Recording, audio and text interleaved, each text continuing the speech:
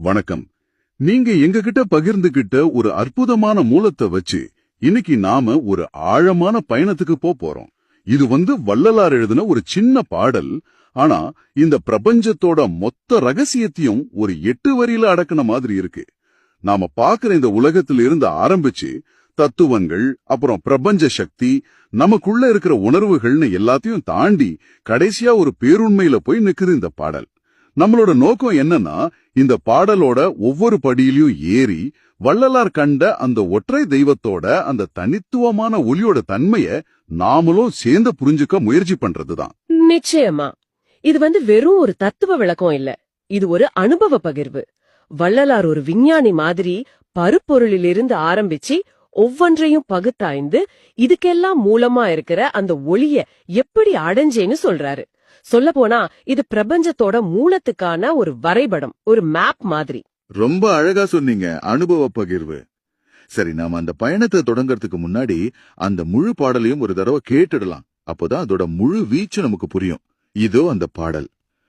சார்பூத விளக்கமொடு பகுதிகளின் விளக்கம் தத்துவங்கள் விளக்கமிலான் தருவிளக்கமாகி நேராதி விளக்கமதாய் பறைவிளக்கமாகி நிலைத்த பரா பறைவிளக்கமாகி அகம்புறமும் பேராசை விளக்கமதாய் சுத்த விளக்கமதாய் பெருவிளக்கமாகியலாம் பெற்ற விளக்கமதாய் சீராட விளங்குகின்ற இயற்கை விளக்கமதாம் திருச்சிற்றம் பழந்தனிலே தெய்வம் ஒன்றே கண்டீர்.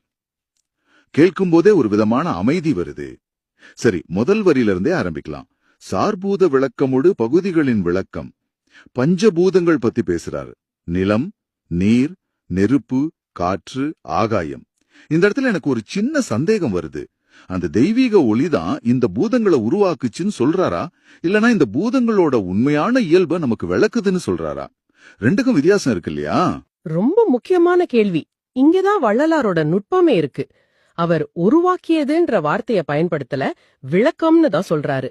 அதாவது அந்த ஒளிங்கிறது ஒரு படைப்பாளி, ஒரு கிரியேட்டர் மாதிரி தனியா நின்னு இத செய்யல. அதுவே இந்த பூதங்களோட சாரமா, அதோட இயல்பா இருக்கு. நாம ஒரு நெருப்ப பாக்குறோம்னா அதோட சுடுற தன்மையும் அதோட வெளிச்சமும் அந்த மூல ஒளியோட ஒரு வெளிப்பாடு.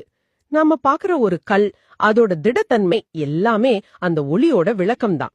சுருக்கமா சொன்னா இந்த பிரபஞ்சமே அந்த மூல ஒளி தன்னைத்தானே விளக்கிக்கிற ஒரு பெரிய புத்தகம்.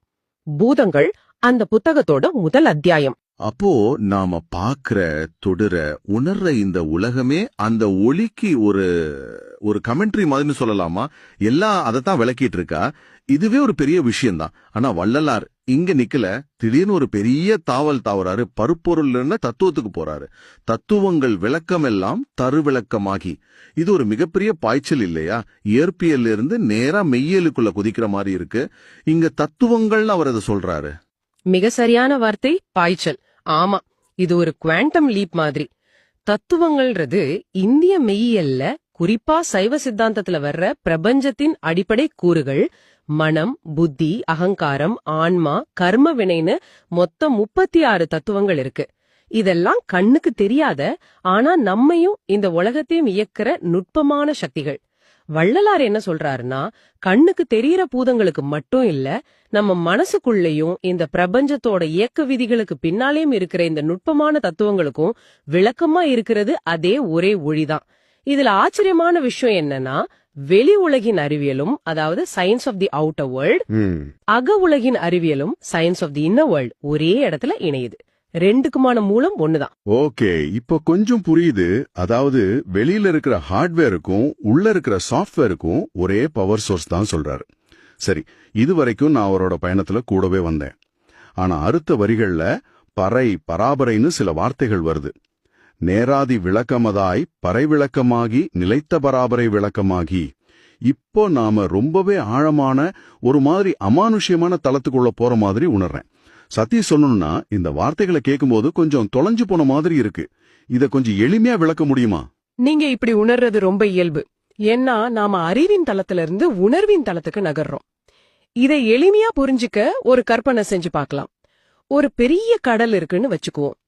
அதோட மேற்பரப்புல அலைகள், புயல், நீரோட்டங்கள்னு பயங்கரமான இயக்கம், சக்தி எல்லாம் இருக்கு இல்லையா? ஆமா, அதுதான் பறை. பிரபஞ்சத்தை தோற்றுவித்து இயக்கி ஆட்டி படைக்கிற அந்த மூல சக்தி, ஆதிசக்தி. அந்த இயக்கத்துக்கு விளக்கமா இருக்கிறது அந்த ஒளி. ஆனா அதே கடலோட ஆழத்துக்கு போனீங்கன்னா அங்க எந்த சலனமும் இருக்காது. முழுமையான அமைதி. ஆமா, நிசப்தம். அலைகளோ புயலோ எதுவும் பாதிக்காத ஒரு நிலை இருக்கு இல்லையா, அதுதான் பராபரை. எல்லா இயக்கத்துக்கும் அப்பாற்பட்ட மாறாத நிலையான அந்த பரம்பொருள் நிலை. வள்ளலார் என்ன சொல்றாருன்னா, அந்த தெய்வீக ஒளி கடலோட மேற்பரப்புல இருக்கிற பயங்கரமான சக்தியோட விளக்கமாகவும் இருக்கும், ஓஹோ, அதோட ஆழத்துல இருக்கிற முழுமையான அமைதியோட விளக்கமாகவும் இருக்கு. இயக்கம் மற்றும் இயக்கமின்மை ரெண்டுமே அதுதான். பிரமாதமான ஓமை. இப்ப தெளிவா புரியுது. அந்த ஒரே ஒளிதான் ஆக்ஷனாவும் இருக்கு, ஸ்டில்னஸாவும் இருக்கு. சரி, பிரபஞ்சத்தோட வெளியில ஆரம்பிச்சு உள்ள இருக்கிற தத்துவம் பிரபஞ்ச சக்தி வரைக்கும் போயிட்டோம். இப்ப மனுஷனுக்குள்ள வரார். அகம் புறமும் பேராசை விளக்கமாதாய் சுத்த விளக்கமாகி. அகம் புறம். சரி, நமக்கு உள்ளேயும் வெளியேயும் அந்த ஒளி இருக்கு. ஆனா அந்த பேராசை விளக்கம்ன்ற வார்த்தை கொஞ்சம் இடிக்குது. நாம பொதுவா ஆசை பேராசையெல்லாம் அடக்கணும், அதுதான் ஆன்மீகம்னு நினைச்சிட்டு இருக்கோம். ஆனா அவர் அந்த பேராசைக்கே விளக்கமா அந்த ஒளி இருக்குன்னு சொல்றாரு. இது முரண்பாடா இல்லையா? இது முரண்பாடு மாதிரி தோணும். ஆனா இதுதான் வள்ளலாரோட தரிசனத்தோட உச்சம். இங்க அவர் சொல்ற பேராசைங்கிறது பணம் பொருள் மேல இருக்கிற உலகியல் ஆசை இல்ல. அது ஆன்மாவுக்கு இறைவன் மேல இருக்கிற தீராத தாகம். எப்படியாவது உன்னோட ஒன்னு சேர்ந்துடணும்னு ஒரு ஜீவன் துடிக்கிற துடிப்பு இருக்கே, அந்த தாகம் ஏற்படுதுன்னா அது நீயா உருவாக்குனது இல்ல. அந்த மூல ஒளியே உன்னை தன்பால் ஈர்க்கிறதுக்கான ஒரு தூண்டுதல் தான் அந்த தாகம். அதுவே அந்த ஒளியோட ஒரு வெளிப்பாடு. இது கேட்கவே ஆச்சரியமா இருக்கு. அப்போ நம்மளோட ஆன்மீக தேடலே நாம தனியா செய்யறது இல்ல, அதுவும் அந்த ஒளியோட ஒரு விளையாட்டு தானா? நம்ம தேடலுக்கு பின்னாடி இருக்கிற சக்தியும் அதுவே தான் சொல்றீங்களா? மிக சரியா சொன்னீங்க. அதனாலதான் அடுத்த வார்த்தையிலேயே சுத்த விளக்கம்னு சொல்றாரு. நம்மளோட உலகியல் ஆசைகள்ல விருப்பு வெறுப்பு கர்ம வினைன்னு பல கரைகள் இருக்கும். ஆனா இந்த ஆன்மீக தாகம் அது சுத்தமானது, எந்த கரையும் இல்லாத தூய்மையானது. ஆக நம்மளோட மிக உயர்ந்த லட்சியமான அந்த ஆன்மீக தாகமோ நம்மளோட தூய்மையான இயல்பும் கூட அந்த ஒளியின் விளக்கமே தவிர வேறொன்றும் இல்லை. இப்போதான் இந்த பாடலோட முழு பரிமாணமும் புரிய ஆரம்பிக்குது. பூதங்கள், தத்துவங்கள், சக்தி, நம்மளோட தாகம்னு இதுவரைக்கும் தனித்தனியா விளக்குன எல்லாத்தையும் இப்போ ஒன்னா சேர்க்கிறாருன்னு நினைக்கிறேன். பெருவிளக்கமாகி எல்லாம் பெற்ற விளக்கமதாய் சீராட விளங்குகின்ற இயற்கை விளக்கமதாம். தனித்தனியா இருந்ததெல்லாம் சேர்ந்து இப்போ ஒரு பெருவிளக்கம் ஆகுது. அப்புறம் இயற்கை விளக்கம்னு ஒரு முக்கியமான வார்த்தையை சொல்றார். அதுக்கு என்ன அர்த்தம்? ஆமா, இப்போ எல்லாத்தையும் தொகுத்து ஒரு முடிவுக்கு வர்றார்.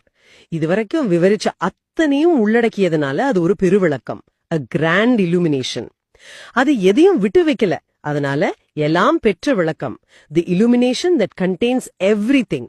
ஆனா இதுல மிக முக்கியமான புரட்சிகரமான வார்த்தை அந்த இயற்கை விளக்கம் தான். இங்கதான் வள்ளலார் ஒரு பெரிய தத்துவ புரட்சியே செய்றார். பல மதங்களும் தத்துவங்களும் இறைவனை ஒரு படைப்பாளரா, அதாவது ஒரு செய்பவரா, ஒரு டூவரா பாக்குது.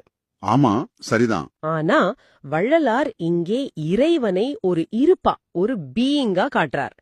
அது ஒரு செயல் இல்ல, அதுவே இயல்பு.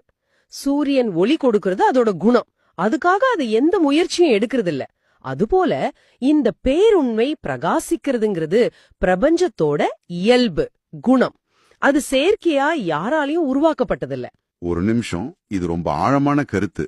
அப்போ நாம இறைவனை தேடி அடைய வேண்டிய ஒரு இலக்கா பார்க்காம அது ஏற்கனவே இருக்கிற ஒரு இயல்பு, ஒரு நேச்சுரல் ஸ்டேட்னு புரிஞ்சுக்கணுமா? அப்போ நம்மளோட வேலை இல்லாத ஒன்ன உருவாக்குறது இல்ல, ஏற்கனவே இருக்கிற அந்த இயற்கை விளக்கத்தை உணர்வது மட்டும்தானா? எக்ஸாக்ட்லி, அதுதான் இதோட மைய கருத்து. அந்த ஒளிய காண்பது என்பது ஏதோ ஒரு புதிய விஷயத்தை கண்டுபிடிப்பதல்ல, ஏற்கனவே இருக்கும் இயற்கையான உண்மையே நமது உண்மையான இயல்பை உணர்வதுதான். அது நமக்காக எங்கேயோ காத்திருக்கல, அது இங்கே இப்போதே இயற்கையாகவே பிரகாசிச்சுட்டு இருக்கு. வாவ்! இயற்கை விளக்கம் என்ற ஒரு சொல் எவ்வளவு பெரிய மனமாற்றத்தை ஏற்படுத்துது. சரி, இப்போ அந்த கடைசி வரைக்கும் வரோம். இதுதான் இந்த பாடலோட முத்திர மாதிரி ஒரு பிரகடனம். திருச்சிற்றம்பலம் தனிலே தெய்வம் ஒன்றிய கண்டீர். இது வரைக்கும் தத்துவமா பேசிட்டு இருந்தவர் இப்போ ஒரு நேரடி அனுபவத்தை, ஒரு சாட்சியத்தை சொல்றாரு. இங்க திருச்சிற்றம்பலம்னா என்ன? அது சிதம்பரத்துல இருக்கிற கோவில குறிக்குதா? உலகியல் அளவுல அது சிதம்பரத்தை குறித்தாலும் மெய்யல் அளவுல திருச்சிற்றம்பலம்ங்கிறது நமக்கு உள்ளே இருக்கிற ஒரு இடம். சித் னா அறிவு அல்லது ஞானம், அம்பரம்னா வெளி அல்லது ஆகாயம். ஓ, சித் அம்பரம். ஆமா, அப்போ திருச்சிற்றம்பலம்னா ஞானவெளி, ஸ்பேஸ் ஆஃப் பியூர் கான்சியஸ்னஸ். அது நம்ம ஒவ்வொருவருக்குள்ளேயும் இருக்கிற அந்த தூய்மையான உணர்வு வெளி. பல ஆன்மீக ஞானிகளும் இதத்தான் சொல்றாங்க. உண்மையான கோவில் கல்லால கட்டினதில்ல, அது உனக்குள்ள இருக்கிற உணர்வு வெளிதான். அந்த உள்ளொளி பெருவெளியில வள்ளலார் எந்த சந்தேகத்துக்கும் இடமில்லாம அடிச்சு சொல்றார், நான் கண்டது ஒரே ஒரு தெய்வத்தை தான் அப்படின்னு. ஆனா கண்டேன்னு சொல்லாம கண்டீர்னு சொல்றாரு, அதுல ஏதாவது உள்ளர்த்தம் இருக்கா? நிச்சயமா. கண்டீர்ங்கிற வார்த்தைக்கு 2 பொருள் இருக்கு. ஒன்னு, நான் கண்டேன்னு ஒரு உறுதியான அறிவிப்பு. இன்னொன்னு, நீங்களும் காணுங்கள்னு நமக்கு விடுக்கிற ஒரு அழைப்பு.